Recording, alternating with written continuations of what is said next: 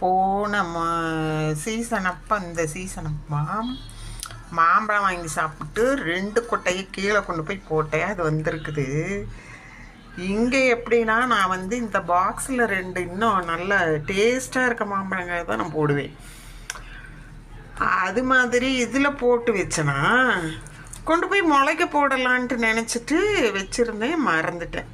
இன்றைக்கி இந்த டப்பா எங்கே இருக்குது அப்படின்னு பார்த்தா இங்கே பாருங்களேன், எவ்வளோ அழகாக வேர் விட்டு தண்ணிலாம் விடலை, சும்மா கொட்டை தான் வச்சுருந்தேன். இவ்வளோ வேர் விட்டு இத்தனை க்யூட்டாக வளர்ந்துருக்காங்க. ஒருத்தவங்க மட்டும், ஒருத்தவங்க வந்து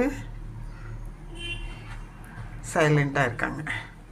பாருங்களேன், க்யூட்டாக இருக்காங்களே. அதுக்கப்புறம் இப்போ கொஞ்சம் தண்ணி விட்டேன். கிட்டத்தட்ட இது ஒரு 1.5-2 மாதம்